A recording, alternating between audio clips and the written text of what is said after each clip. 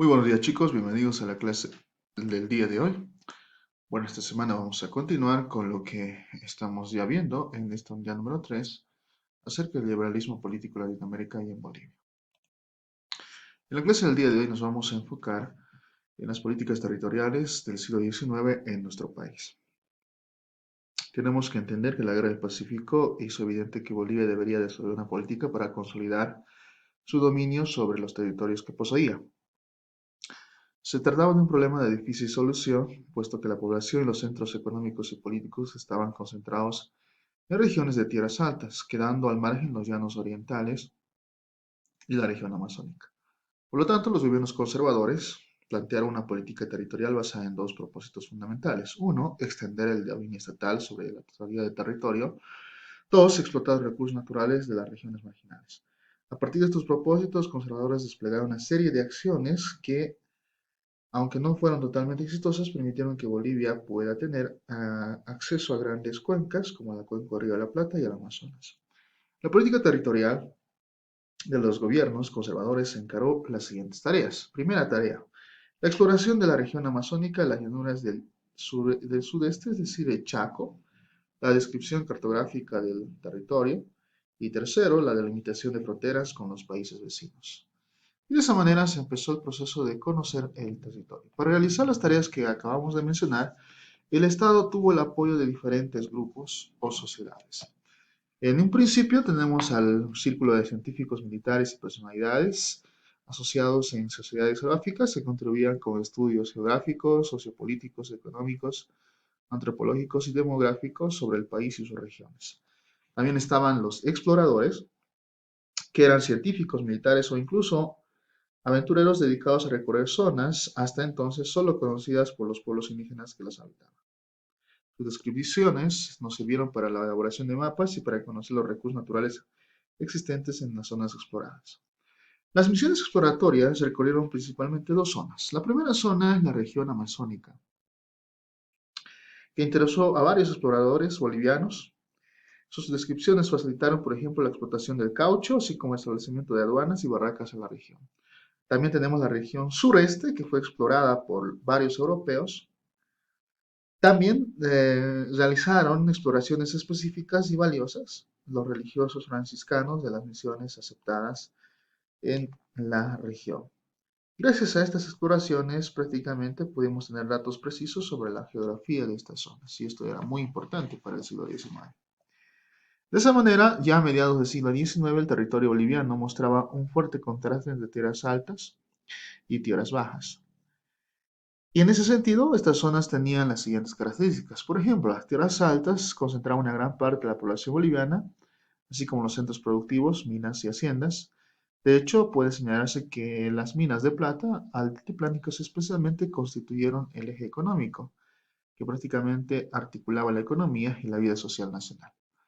Tenemos las tierras bajas, que prácticamente estaban casi despobladas. El único centro importante era el de Santa Cruz de la Sierra y la región de Chiquitos, que contaba con estancias ganaderas y cultivos de azúcar y algodón y otros productos destinados al consumo en su momento, ese tiempo. A partir de esta distribución desequilibrada, puede decirse que Bolivia estaba dividida entre una zona central y un amplio espacio periférico. Sin embargo, hay que advertir que gran parte del espacio estaba habitado por pueblos indígenas. En el Chaco estaban los Toba, los guaraníes, y en la región amazónica los Tacanas, Esejí, Baure, Pacahuara, Leco, More, Sillono y Yubacaré. En ese sentido, incluso estos pueblos lastimosamente permanecieron marginados de las políticas estatales. El Estado boliviano los consideraba como bárbaros que deberían ser civilizados, cuando prácticamente eran como un peligro para las empresas y poblaciones de habla castellana. Miren cómo era la conceptualización de estos pueblos. Ahora, tenemos que analizar el día de hoy también cómo estaba la sociedad en el siglo XIX, es decir, vamos a hablar de nuestra sociedad boliviana. Bueno, usualmente la población boliviana del siglo XIX estaba clasificada según criterios raciales. En los documentos oficiales, se referirse a una persona se indicaba, por ejemplo, si pertenecía a la casta indígena o si era blanco. Aunque las características raciales, es decir, el color de piel, servían para definir quiénes podían considerarse blancos y quiénes indígenas, Eso también era determinado por aspectos socioculturales, es decir, la forma de vestir, el idioma, las costumbres y el grado de riqueza. En el censo del año 1900 de nuestro país, las categorías para enumerar la población fueron las siguientes. La primera, indios o indígenas. Si pertenecían a alguna comunidad o trabajaban como persona en alguna hacienda. Tenemos a los mestizos. Si pertenecían a los sectores intermedios y vivían en ciudades o pueblos, se consideraba que pertenecían a este sector, por ejemplo, los artesanos, pequeños comerciantes y empleados de baja categoría. Y finalmente tenemos los blancos, que era el grupo dominante. Estaba conformado básicamente por empresarios mineros, hacendados, grandes comerciantes, profesionales y altos funcionarios del Estado. Otras categorías eran, por ejemplo, los afrodescendientes, en su mayoría colonos de las haciendas.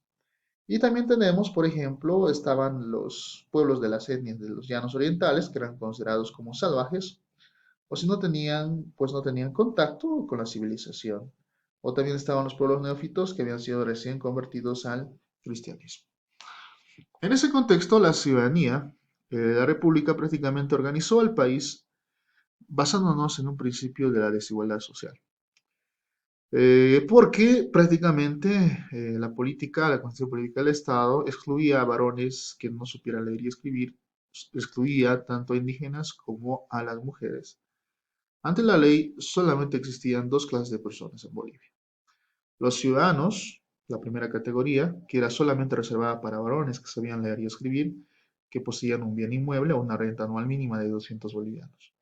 Los ciudadanos, por ejemplo, podían participar en la vida política del país como electores o ser elegidos como funcionarios de gobierno. Tenemos también los bolivianos, que la categoría en la que se agrupó a los varones analfabetos, mestizos e indígenas. Esta población estaba excluida, por ejemplo, de la participación política. Entonces, prácticamente nos damos cuenta que, en pocas palabras, los varones analfabetos no podían participar. Ahora, la pregunta es, ¿qué pasaba con la mujer? Bueno, la legislación de ese tiempo del siglo XX ya la excluía prácticamente a la mujer de la participación en la vida política. Aunque ésta supiera leer y escribir, poseyera bienes propios, no podía ser ciudadana. Es decir, las mujeres eran consideradas menores de edad, incapaces de tomar decisiones por cuenta propia, porque según este pensamiento eran susceptibles al engaño o la manipulación. Por eso deberían obtener el permiso del padre o del marido, incluso para realizar alguna transacción o trámite legal. Incluso la vida dentro de la familia estaba regida por un principio que se llamaba la patria potestad, según el cual el padre o el marido tenía la autoridad máxima sobre los esposos, los hijos y los sirvientes, y de ser necesario podía darles castigos físicos dentro de la familia. Imagínense. Bueno. Ahora, en el punto que tenemos que tocar acá, creo que es importante es hablar del mestizaje en el siglo XIX. La categoría de mestizo se emplea oficialmente en el censo del año 1900. En la etapa colonial, los mestizos prácticamente eran hijos de españoles e indígenas, pero ya en el siglo XIX, el significado de lo que se consideraba mestizo adquirió nuevas creencias. Es decir, ¿quiénes podían ser mestizos también? Por ejemplo, el término mestizo estuvo asociado a oficios adoptados por los sectores intermedios de la sociedad que no tenían el prestigio, es decir, de los profesionales universitarios. Segundo, los mestizos también constituían las masas populares. Aunque la mayoría no tenían derecho a votar, eso es cierto, por no saber ni escribir, tenían un poder real con la capacidad de poder defender e incluso derrocar gobiernos. Y finalmente, las costumbres y las tradiciones practicadas por los mestizos de las clases populares eran observadas con mucho desprecio por parte de la clase élite. Las fiestas, la música y la danza en ese momento llamado del cholaje, eran vistas como rasgos vulgares que los mestizos habían heredado de sus antepasados indígenas. Por ejemplo, las palabras cholo en el occidente o camo en el oriente eran formas despectivas de referirse a los mestizos, es decir, eran formas de prácticamente insultar en su momento o discriminar a las personas. Como podemos darnos cuenta, esta era la sociedad en el siglo XIX, que prácticamente va a prevalecer hasta el siglo XX, hasta el año 1952, parte del siglo XXI. Es una reflexión que tenemos que tomar en cuenta porque es ese rasgo que tiene nuestra sociedad. Hasta el día de hoy todavía arrastramos con esas temáticas de la discriminación y el racismo en nuestro país.